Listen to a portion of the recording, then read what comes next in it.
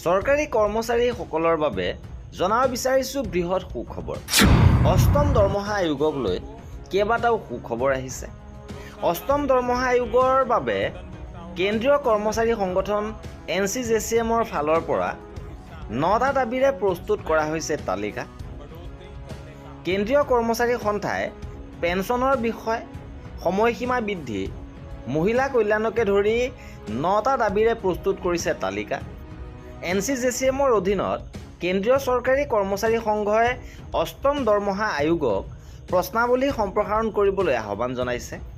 তেওঁলোকে NPS UPS পৰ্যালোচনা, পুৰণি পেঞ্চন আঁচনিৰ পুনৰুদ্ধাৰ, পেঞ্চনাৰ আৰু মহিলা কৰ্মচাৰীৰ কল্যাণৰ বিষয়ে আলোচনা আৰু বিস্তৃত প্ৰতিক্ৰিয়াৰ বাবে দাখিলৰ সময়সীমা আৰু শব্দৰ সীমা বৃদ্ধিৰ ব্যৱস্থা অন্তৰ্ভুক্ত কৰিব বিচাৰে।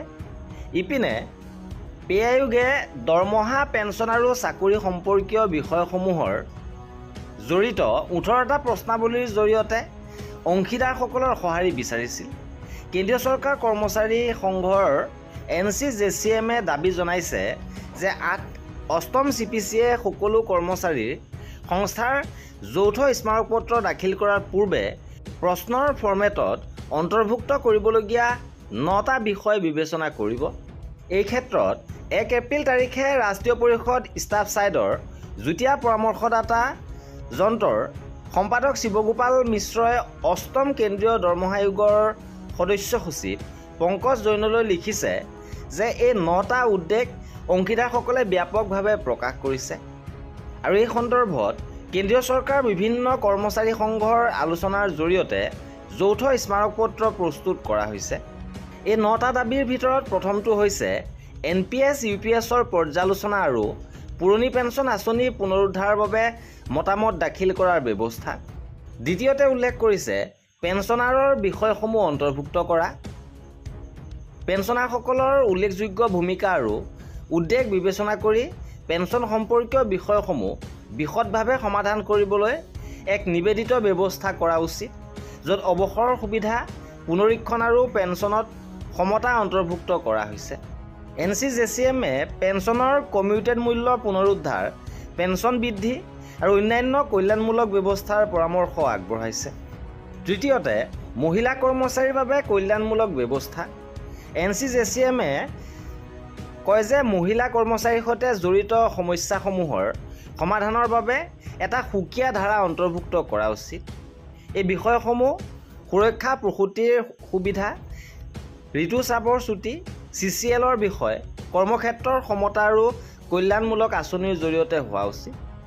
চতুৰ্থতে বিভাগ নিৰ্দিষ্ট বিষয় যে কৰ্মচাৰী সংস্থাটোৱে ভাৰত চৰকাৰৰ অধীনত বিভিন্ন বিভাগসমূহে অনন্য সমস্যা, প্ৰত্যাহ্বান আৰু কাৰ্যকৰী আৰু কেডাৰৰ নিৰ্দিষ্ট সমস্যাৰ সন্মুখীন হোৱা বুলি আঙুলিয়াই দিছে। 5 নম্বৰতে উল্লেখ কৰিছে যে সঁহাৰি জমা দিয়াৰ সময়সীমা বৃদ্ধি কৰিব লাগে। NCJCMৰ মতে বিভাগে নিৰ্দিষ্ট বিষয়সমূহৰ ওপৰত পৃথক স্মাৰকপত্ৰ দাখিলৰ তাৰিখ 26 চনৰ 31 মে'লৈকে বৃদ্ধি কৰা হ'ব লাগে, কিয়নো NCJCM, ফেডাৰেশ্যন, ইউনিয়ন আৰু সংঘৰ ষ্টাফ ছাইটসমূহে দেশৰ দৈৰ্ঘ্য আৰু বিস্তৃত তেওঁলোকৰ সংগঠনসমূহৰ সংযুক্ত সংস্থাসমূহৰ সৈতে আলোচনাৰ বাবে কিছু সময়ৰ প্ৰয়োজন হয়। ইপিনে সঁহাৰি ব্যৱস্থাত শব্দৰ সীমা বৃদ্ধি কৰিব লাগে। কৰ্মচাৰী সংস্থাটোৱে লিখিছে যে বৰ্তমান 3500 আখৰৰ সীমা, যিটো 500 শব্দৰ সমতুল্য। জটিল বিষয় তেওঁলোকৰ বিশদ মতামত, যুক্তি, তথ্য আৰু ন্যায্যতা পৰ্যাপ্তভাৱে উপস্থাপন কৰিবলৈ অপৰ্যাপ্ত। সেয়েহে 1000 শব্দলৈ ইয়াক বৃদ্ধি কৰিব লাগে।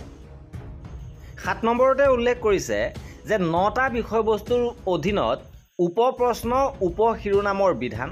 কৰ্মচাৰী সংস্থাই প্ৰশ্নাৱলীৰ গাঁথনিগত বিন্যাস লিখি প্ৰতিটো মূল প্ৰশ্নৰ বিষয়ৰ অধীনত সকলো উপপ্ৰশ্ন, উপশিৰোনামৰ উত্তৰ দিবলৈ স্পষ্টভাৱে সুবিধা প্ৰদান নকৰে আৰু ইয়াৰ বাবে দাবী কৰিছে যে উত্তৰদাতাসকলে কোনো ধৰণৰ বাধা নিষেধ নোহোৱাকৈ প্ৰতিটো উপপ্ৰশ্ন পদ্ধতিগতভাৱে সম্বোধন কৰিব পাৰে আৰু তাৰ বাবে এটা গাঁথনিগত ব্যৱস্থা স্থাপন কৰিব লাগে।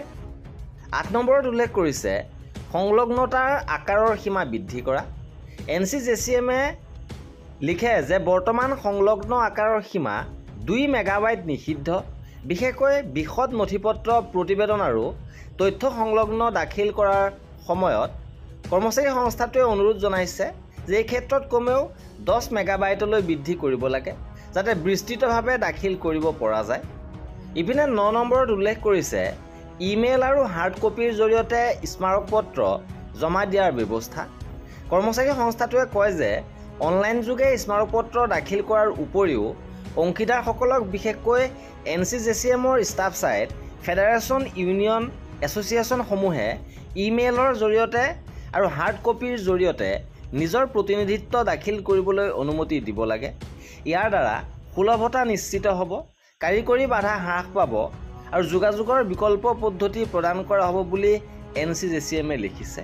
আৰু এইদৰে এতিয়া 9টা দাবীৰে তালিকা প্ৰস্তুত কৰিছে 8ম দৰমহা আয়োগৰ পৰামৰ্শ দাখিলৰ বাবে। এয়াই আছিল আমাৰ এই ভিডিঅ'টোত। কৰ্মচাৰীসকলৰ সকলো খবৰ পাই থাকিবৰ বাবে আমাৰ চেনেলটো ছাবস্ক্ৰাইব কৰি ৰাখিব। ভিডিঅ'টো শেষৰলৈকে চোৱাৰ বাবে বহুত ধন্যবাদ।